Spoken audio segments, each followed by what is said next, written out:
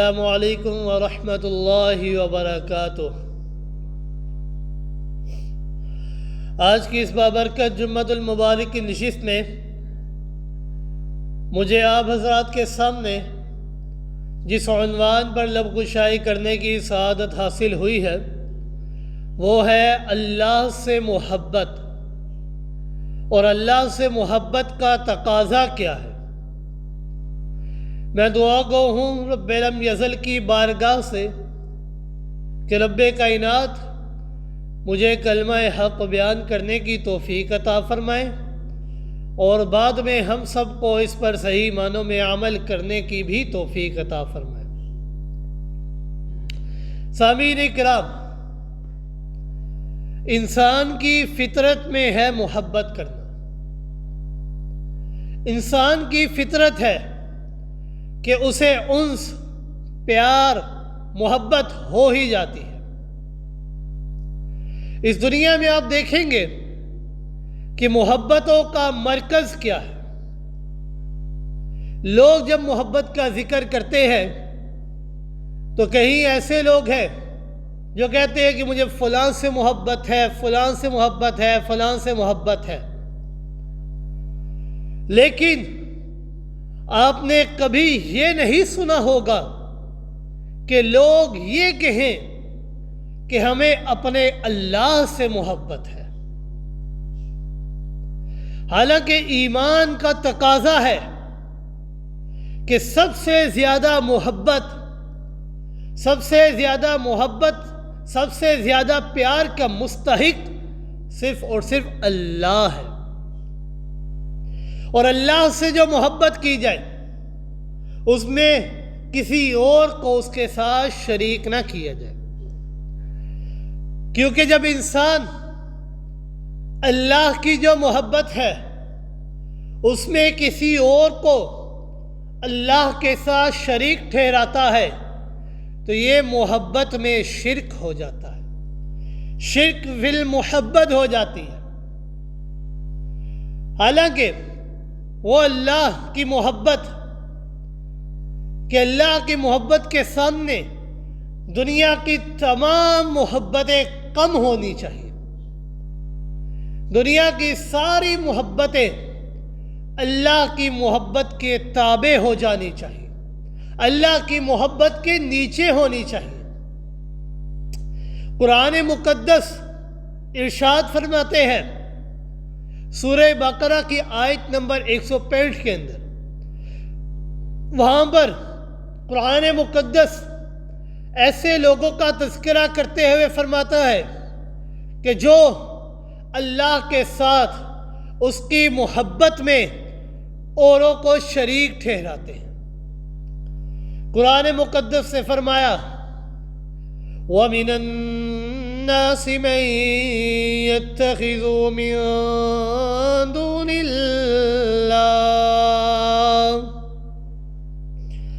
وَمِنَ النَّاسِ مَن يَتَّخِذُ مِن دُونِ اللَّهِ أَندَادًا،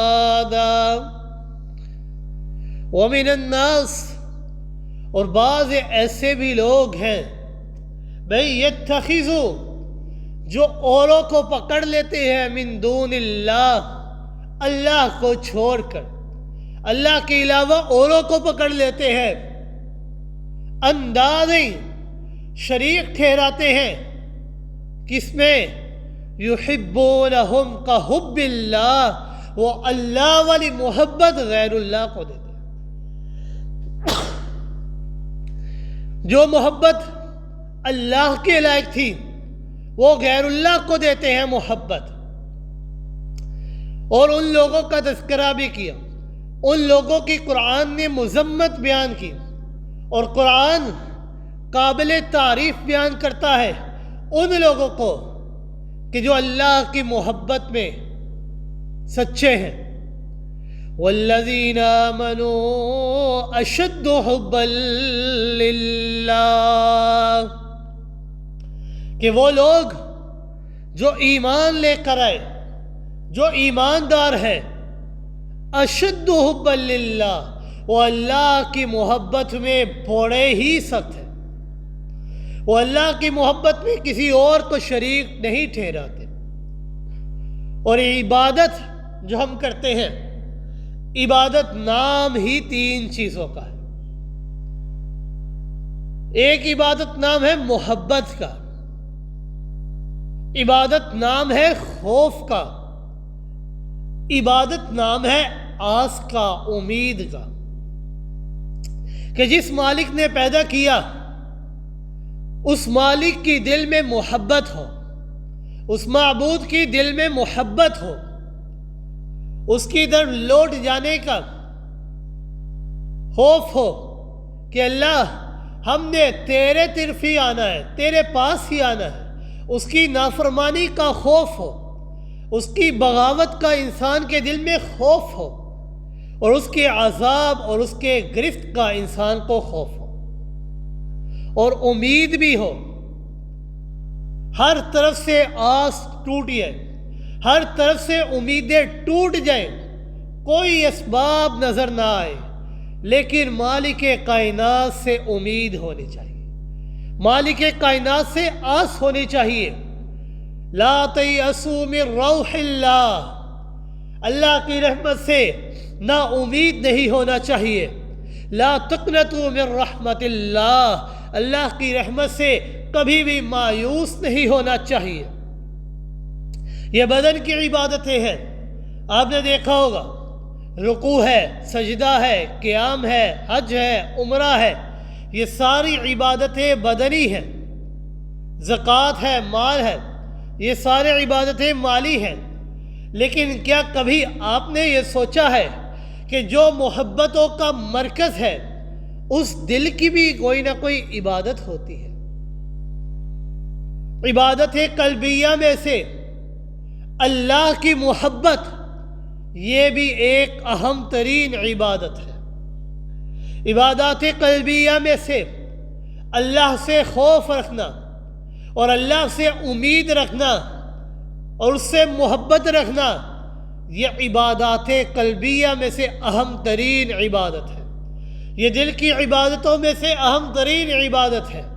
اور اپنے مالک پر اچھا گمان رکھنا اور اپنے مالک سے اچھا حسن ظن رکھنا، یہ بھی دل کی عبادتوں میں سے ایک اہم ترین عبادت ہے.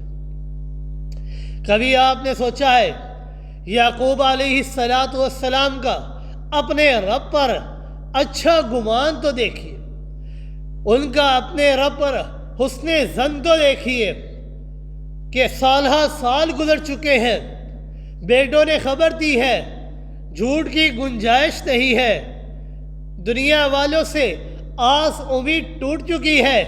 لیکن یعقوب علیہ السلام کا اپنے رب پر آس دیکھیے، اپنے رب سے امید تو دیکھیے کہ سالہ سال گزر چکے ہیں.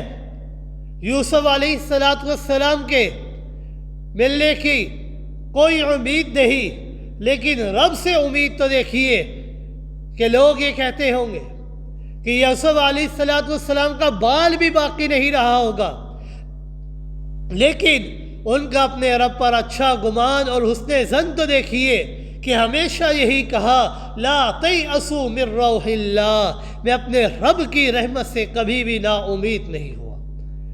لوگ یہ کہتے ہوں گے یوسف کا بال بھی باقی نہیں رہا ہوگا، لیکن مجھے اپنے رب پر ایسی امید ہے کہ یوسف کا ایک بال بھی ضائع نہیں ہوا ہوگا. اپنے رب پر اچھا گمان رکھیے، اللہ سے محبت کیجیے.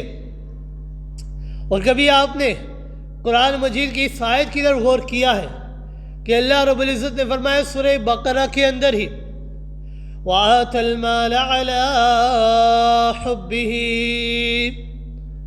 وَآتَ الْمَالَ عَلَىٰ حُبِّهِ ذَوِي الْقُرْبَىٰ وَالْيَتَامَىٰ وَالْمَسَاكِينَ وَابْنَ السَّبِيلِ وَالسَّائِلِينَ وَفِي الرِّقَابِ وَأَقَامَ الصَّلَاةَ وَآتَى الزَّكَاةَ والموفون بعهدهم إذا عاهدوا والصابرين في البأساء والضراء وحين البأس أولئك الذين صدقوا وأولئك هم المتقون۔ کیا آپ نے غور و فکر کیا ہے اس آیت میں کہ اللہ رب العزت نے ارشاد فرمایا وَآتَ الْمَالَ کہ لوگ مال دیتے ہیں، مال خرچ کرتے ہیں، کس کی محبت میں؟ عَلَىٰ حُبِّهِ اللہ کی محبت میں وہ اپنا مال خرچ کرتے ہیں، اللہ کی محبت میں وہ اپنا مال خرچ کرتے ہیں۔ کس پر خرچ کرتے ہیں؟ ذوی القربا، قریبی رشتہ داروں کے اوپر اپنا مال خرچ کرتے ہیں، یتیموں کے اوپر اپنا مال خرچ کرتے ہیں، مسکینوں کے اوپر اپنا مال خرچ کرتے ہیں، غلاموں کے اوپر اپنا مال خرچ کرتے ہیں، گردن چھڑانے والوں کے اوپر اپنا مال خرچ کرتے ہیں۔ وہ اپنا مال خرچ کرتے ہیں کس کی محبت میں؟ اللہ کی محبت میں وہ اپنا مال خرچ کرتے ہیں۔ وَالْمُوفُونَ بِعَهْدِهِمْ إِذَا عَاهَدُوا وَأَقَامَ الصَّلَاةَ وَآتَى الزَّكَاةَ اور نماز قائم کرتے ہیں۔ کس کی محبت میں نماز قائم کرتے ہیں؟ اللہ کی محبت میں وہ نماز قائم کرتے ہیں۔ وَآتَى الزَّكَاةَ اپنا مال خرچ کرتے ہیں، زکوٰۃ ادا کرتے ہیں۔ کس کی محبت میں اپنا مال خرچ کرتے ہیں؟ کس کی محبت میں زکوٰۃ دیتے ہیں؟ عَلَىٰ حُبِّهِ اللہ کی محبت میں وہ زکوٰۃ ادا کرتے ہیں۔ یہ مال کی محبت ہی تو ہے کہ آپ نے دیکھا ہوگا کہ پاگل جو اپنے ماں باپ کو بھی نہیں پہچانتا ہوگا، لیکن جب بھی اسے پیسے دیے جائیں تو وہ مال کو پہچانتا ہوگا، وہ مال کو، پیسوں کو پہچانتا ہوگا۔ یہ مال کی محبت ہی تو ہے۔ شرح وقایہ کے اندر فرمایا لِأَنَّ الْمَالَ لِأَنَّ الْقَلْبَ يَمِيلُ إِلَيْهِ کہ مال کو مال اس لیے کہا جاتا ہے لِأَنَّ الْقَلْبَ يَمِيلُ إِلَيْهِ کیونکہ دل اس کی طرف مائل ہوتا رہتا ہے، دل اس کی طرف کھنچا چلا جاتا ہے، دل اس کی طرف بھاگتا ہے۔ وہ مال خرچ کرتے ہیں اللہ کی محبت میں۔ وَالْمُوفُونَ بِعَهْدِهِمْ إِذَا عَاهَدُوا اور جب وہ کوئی وعدہ کرتے ہیں تو وعدے کو پورا کرتے ہیں، حالانکہ وعدہ پورا کرنے میں ان کو نقصان نظر آ رہا ہے، اپنے کاروبار میں نقصان کو خسارہ نظر آ رہا ہے، لیکن وہ اپنے وعدے کو پورا کرتے ہیں کیونکہ وہ رب سے وعدہ کر چکے ہوتے ہیں، وعدے کی خلاف ورزی نہیں کرتے۔ کیوں؟ کیونکہ جناب محمد رسول اللہ صلی اللہ علیہ وآلہ وسلم نے فرمایا آیت المنافق ثلاث اذا حدث کذب واذا وعد خلف واذا اؤتمن خان کہ منافق کی 3 نشانیاں ہیں کہ جب بھی وہ کوئی بات کرتا ہے تو وہ جھوٹ بولتا ہے، جب اس کے پاس کوئی امانت رکھوائی جاتی ہے تو وہ امانت میں خیانت کرتا ہے، اور جب بھی کوئی وہ وعدہ کرتا ہے تو وعدے کے اندر خلاف ورزی کرتا ہے، خلاف ورزی کر دیتا ہے۔ لیکن جو اللہ کی محبت میں اپنا مال خرچ کرتے ہیں، چاہے کاروبار میں خسارہ کیوں نہ نظر آ رہا ہو، وَالْمُوفُونَ بِعَهْدِهِمْ إِذَا عَاهَدُوا وہ پھر بھی اپنے وعدے کو پورا کرتے ہیں۔ وَالصَّابِرِينَ فِي الْبَأْسَاءِ وَالضَّرَّاءِ وَحِينَ الْبَأْسِ اور تنگیوں میں، مشکلات میں، جنگ کی حالت میں اپنی جان کا نقصان نظر آ رہا ہے، جان ضائع ہوتی نظر آ رہی ہے، لیکن وہ صبر کرتے ہیں، وہ اللہ کے اوپر امیدیں باندھتے ہیں، اللہ سے محبت رکھتے ہیں، تو ایسے لوگوں کے متعلق رب کائنات نے فرمایا اولئک الذین صدقوا یہی میرے سچے بندے ہیں جو مجھ سے سچی محبت کرنے والے ہیں، واولئک هم المتقون اور یہی میرے اصل متقی لوگ ہیں۔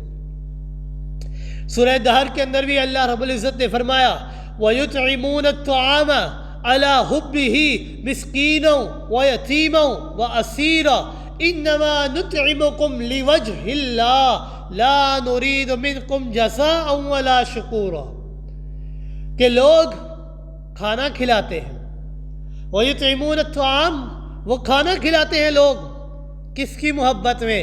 عَلَىٰ حُبِّهِ، وہ اللہ کی محبت کی وجہ سے لوگوں میں کھانا کھلاتے ہیں۔ کس کو کھانا کھلاتے ہیں؟ امیروں کو نہیں۔ وَيُطْعِمُونَ الطَّعَامَ عَلَىٰ حُبِّهِ مِسْكِينًا، وہ مسکین کو کھانا کھلاتے ہیں، وہ یتیم کو کھانا کھلاتے ہیں، وہ تنگ دست کو، قیدیوں کو کھانا کھلاتے ہیں، وہ اللہ کی محبت میں کھانا کھلاتے ہیں۔ اور ان کی رضا وجہ کیا ہوتی ہے؟ ان کی طلب کیا ہوتی ہے؟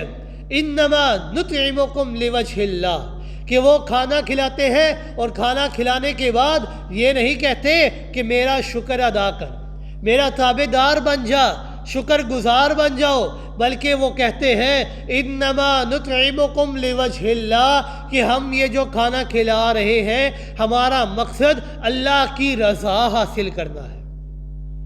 لوجہ اللہ، ہم قیامت کے دن اللہ کے چہرے کا، اللہ کے رخ انور کا دیدار چاہتے ہیں۔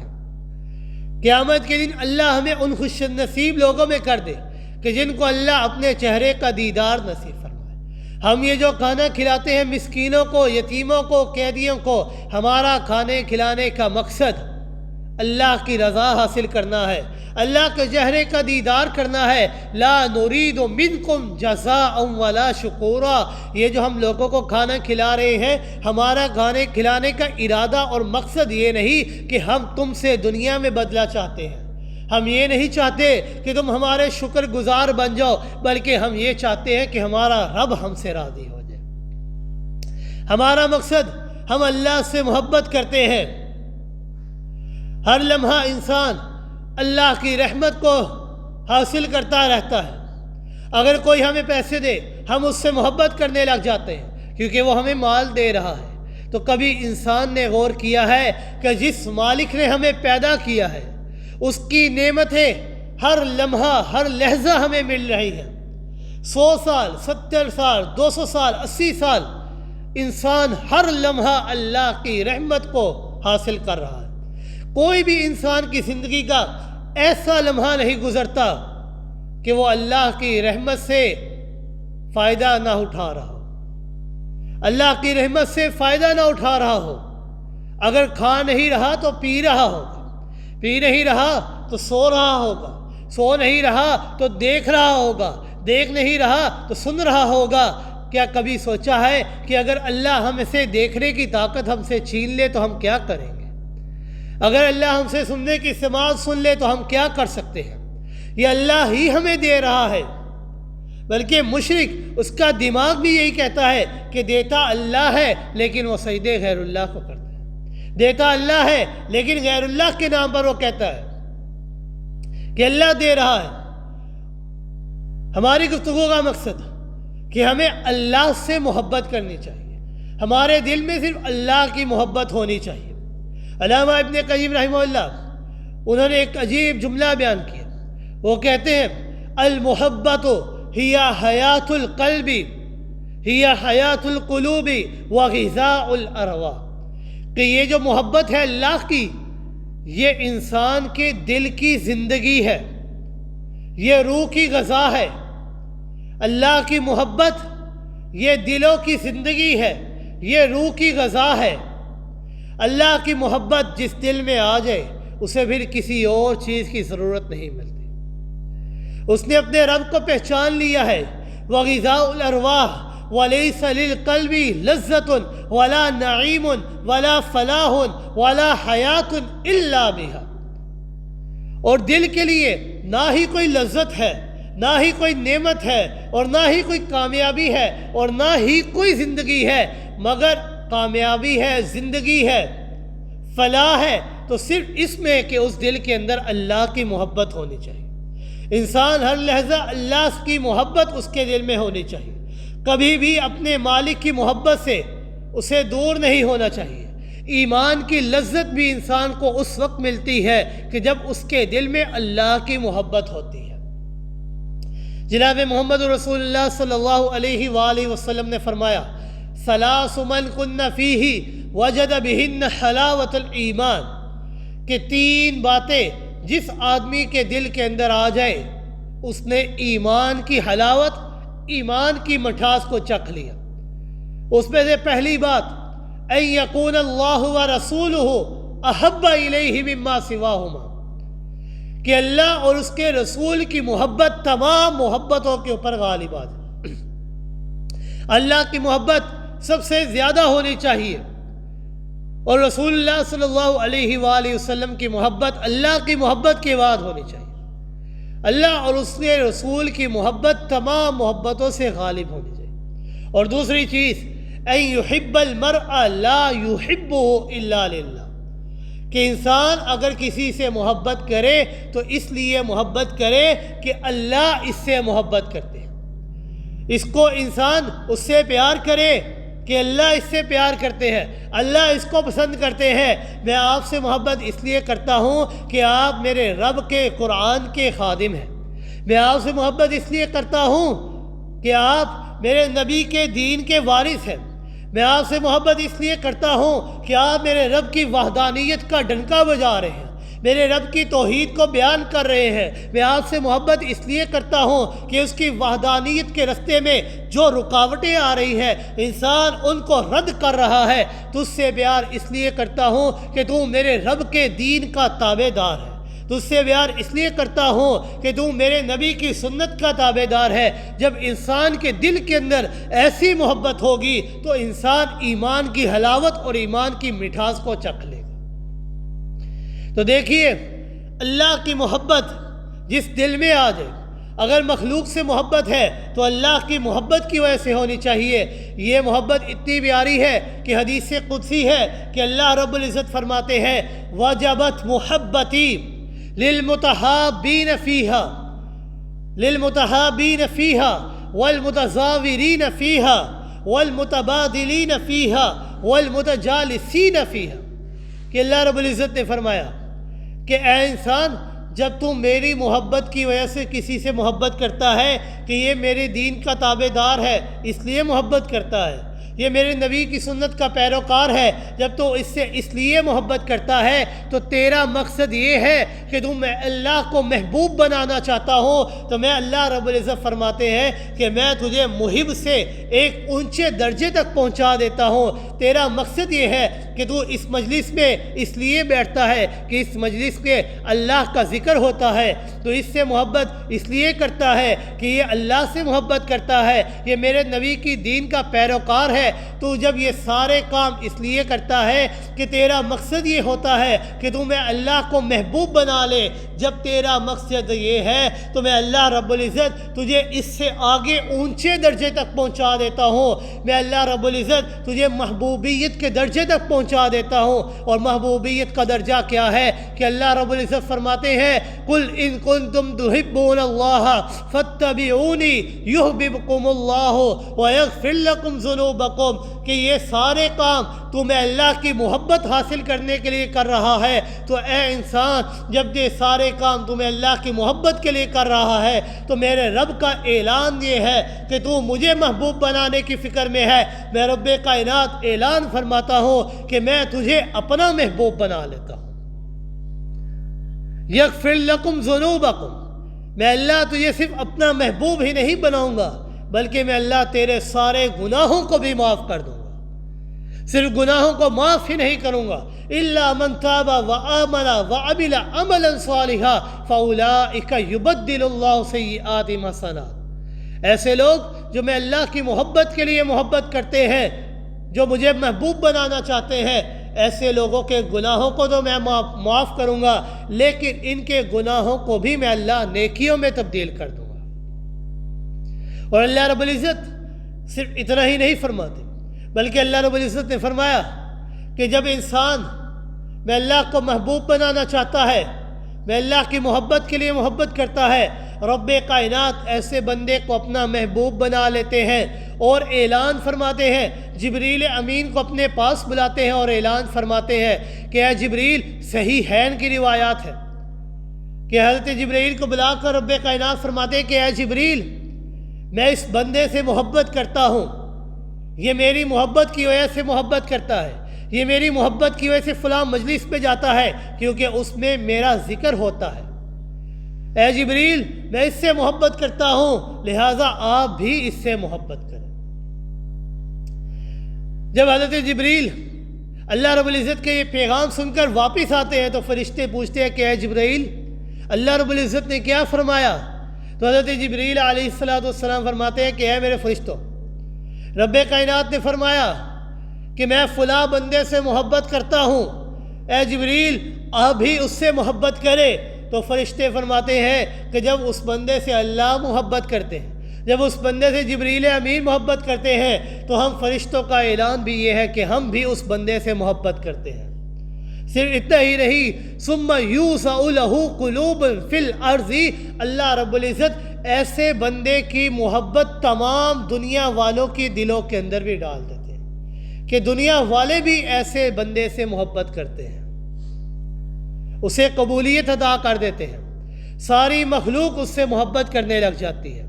لیکن فرمایا کہ اللہ کی محبت کا سرچشمہ ہے اللہ کی توحید، کہ اللہ کی توحید جب انسان کے دل میں ہوگی تب اس کے دل کے اندر اللہ کی محبت آئے گی۔ جب اللہ ہی کی محبت ہے تو آپ اس سے خوش کرنے کے لیے، دنیا میں لوگ انسان کسی کو خوش کرنے کے لیے اس سے تحفے دیتے ہیں، کوئی انعام، کوئی ہدیہ، کوئی گفٹ وغیرہ دے دیتے ہیں، لیکن جو انسان اللہ سے محبت کرتا ہے تو انسان اپنی بھی ایک قیمتی چیز اللہ کو دے دیتا ہے۔ وہ قیمتی چیز کیا ہے؟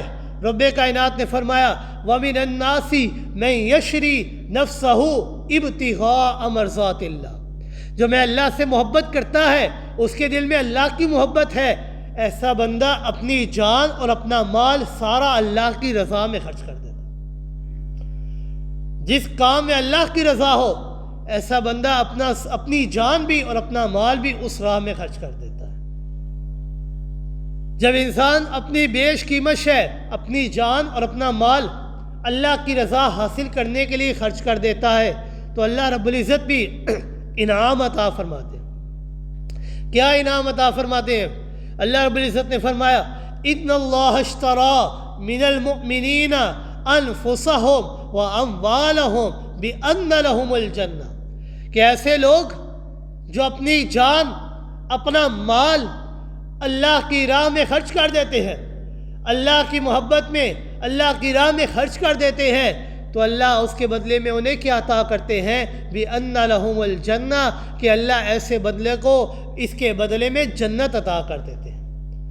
يُقَاتِلُونَ فِي سَبِيلِ اللَّهِ فَيَقْتُلُونَ وَيُقْتَلُونَ، اور جب انسان بے اور شراء کرتا ہے، دنیا میں خرید و فروخت کرتا ہے، اس میں 4 چیزیں ہوتی ہیں، ایک بیچنے والا، ایک خریدنے والا، ایک جو چیز انسان بیچ رہا ہے، اور چوتھی چیز جس کے بدلے میں بیچ رہا ہے۔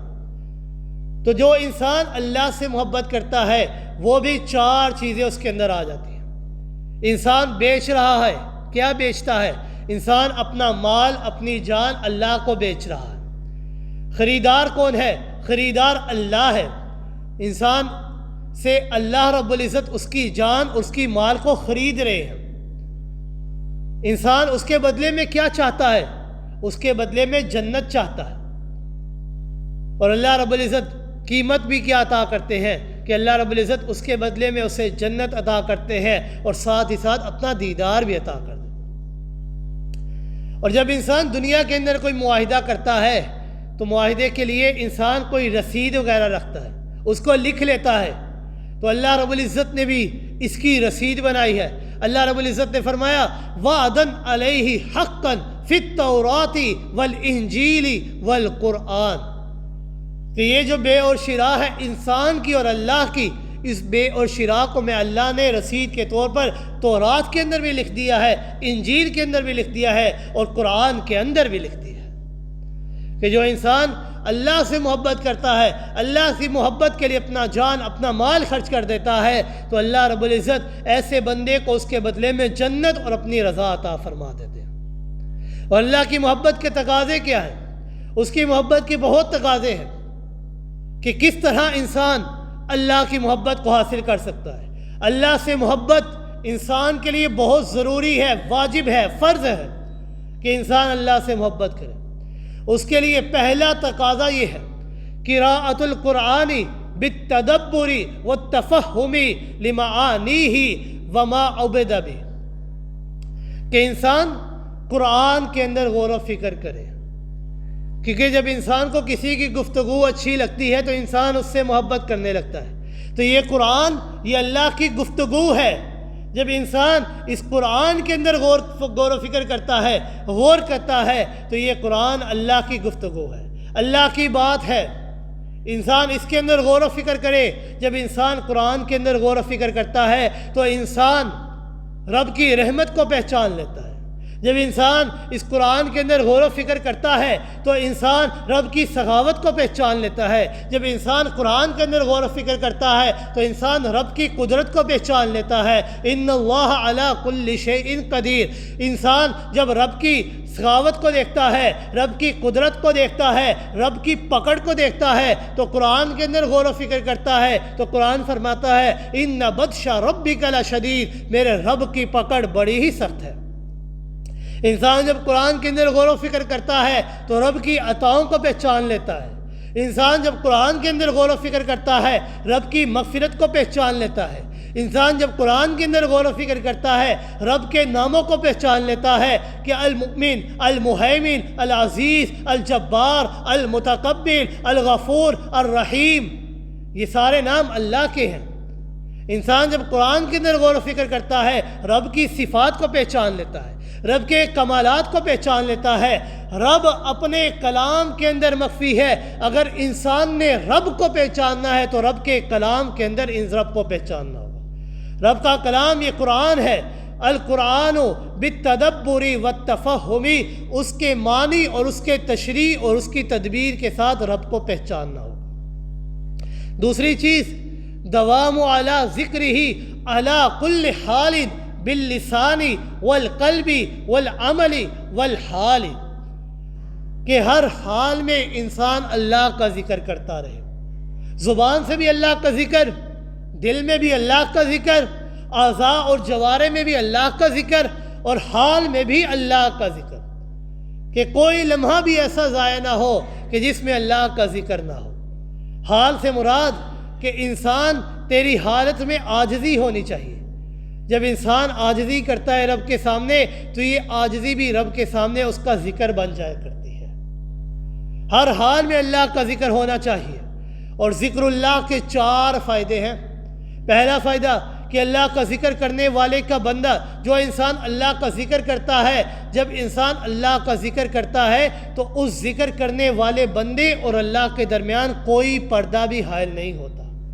ذاکر اور مذکور کے درمیان تمام حجاب، تمام پردے مرتفع ہو جاتے ہیں، تمام پردے ختم ہو جاتے ہیں۔ دوسرا فائدہ کہ انسان جب اللہ کا ذکر کرتا ہے تو انسان اللہ کے ذکر کرنے کی وجہ سے جو بد فہمی انسان کے دل میں آ جاتی ہے وہ تمام کی تمام بد فہمی کا بہترین علاج اللہ کا ذکر ہے۔ جب انسان اللہ کا ذکر کرتا رہے گا تو جتنی بھی بد فہمی ہے، کم فہمی ہے، وہ ساری کی ساری بد فہمیاں دور ہو جائیں گی۔ تیسری چیز کہ حضوری کی کیفیت پیدا ہو جاتی ہے، کہ اس کی یادداشت بڑھ جاتی ہے، کہ ہر لمحہ انسان اللہ کا ذکر کرتا رہتا ہے، سوتے ہوئے، بیٹھتے ہوئے، لیٹتے ہوئے، ہر وقت اللہ کا ذکر کرتا رہتا ہے۔ اور چوتھا فائدہ قساوت قلبی، دل کی سختی ذکر اللہ کی وجہ سے دور ہو جاتی ہے، کیونکہ جب انسان اللہ کا ذکر کرتا ہے دل کی سختیاں دور ہو جاتی ہیں، اور اس دل کی سختیاں دور ہو جانے کی وجہ سے انسان کے دل کو اطمینان بھی حاصل ہو جاتا ہے۔ الا بذکر اللہ تطمئن القلوب، جب انسان اللہ کا ذکر کرتا ہے دل کی سختیاں دور ہو جانے کے ساتھ ساتھ انسان کے دل کو اطمینان بھی حاصل ہو جاتا ہے۔ اور تیسری چیز جو اللہ کی محبت کا تقاضا ہے، التقرب علی اللہ بالنوافل بعد الفرائض، کہ انسان فرائض تو ادا کرتا ہے لیکن فرائض ادا کرنے کے ساتھ ساتھ نوافل بھی ادا کیا کرے۔ مسجد میں آتا ہے نوافل نماز ادا کیا کرے، مسجد کے لیے نفل پڑھا کرے، وضو کے نوافل پڑھا کرے، تحیۃ المسجد، تحیۃ الوضو، تہجد کے نوافل پڑھا کرے، چاشت کے، اشراق کے نوافل پڑھا کرے۔ جب انسان نوافل پڑھتا ہے تو اللہ کی محبت انسان کے دل میں خود بخود آ جاتی ہے۔ چوتھا فائدہ ایثار محابیہ علی محابی عند غلبات الہوا، کہ تجھے جتنی بھی چیزوں سے محبت ہے وہ تمام محبتیں اللہ کی محبت کے تابع ہو جانی چاہیے، اللہ کی محبت کے نیچے ہونی چاہیے۔ اور ایک فائدہ جو اللہ کی محبت کا تقاضا ہے یہ ہے کہ انسان لوگوں سے خلوت اختیار کرے، تہجد کے وقت اٹھ کر اللہ کے سامنے رو رو کر اللہ سے دعائیں کیا کرے، کیونکہ جب انسان تہجد کے وقت اٹھ کر نوافل ادا کرتا ہے تو رب کائنات اعلان فرماتے ہیں، پہلے آسمان پر آ جاتے ہیں کہ ہے کوئی مانگنے والا مجھ سے مانگے میں اسے عطا کر دوں، ہے کوئی مجھ سے مغفرت مانگنے والا میں اسے مغفرت عطا کر دوں، ہے کوئی مجھے راضی کرنے والا میں اس سے راضی ہو جاؤں۔ صحیح مسلم کی روایت ہے کہ ہمیں نہیں معلوم کہ اللہ کس طرح آسمان دنیا پر آتے ہیں، ہمیں اس کے بارے میں علم نہیں، لیکن رب کائنات اعلان فرماتے ہیں ہے کوئی مجھ سے مانگنے والا میں اسے عطا کر دوں۔